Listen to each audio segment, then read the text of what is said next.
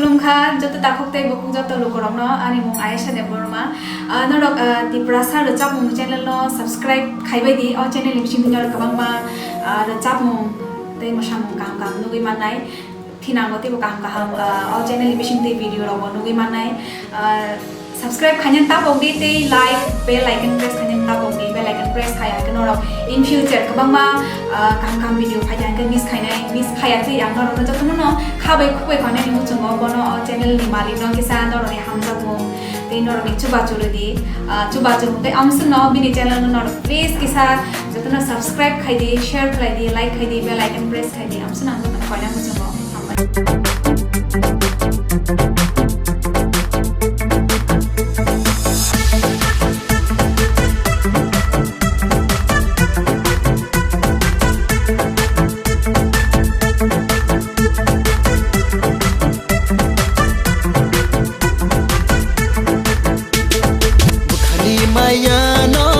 Saredi ogor moti oya loiti bukhani maya no ta saredi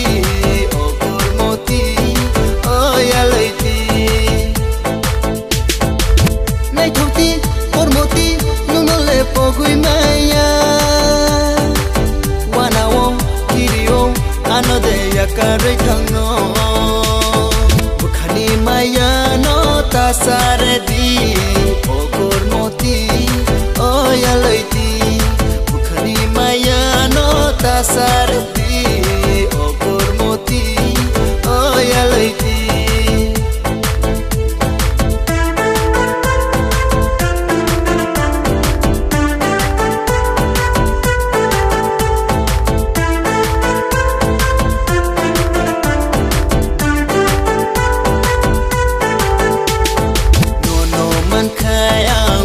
tong tong ngai no ya ani bukha suraya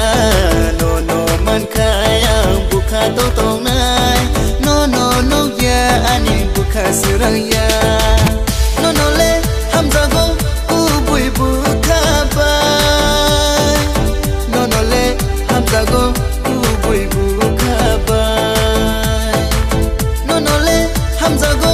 ubui bukha ba nonole hamza go kubui bukhaba bukhani maya no ta saredi ogor moti oya loiti bukhani maya no ta saredi ogor moti oya loiti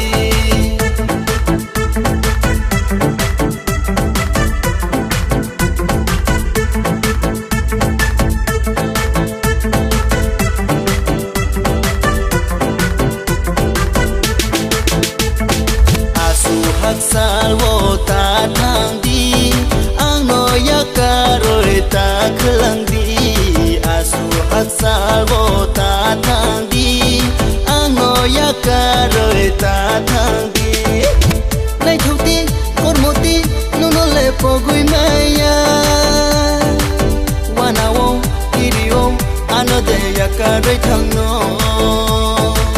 nai thoti kor moti no le pogui maya wanawo kirio anode yakaroi thangno bukhani maya no ta saredi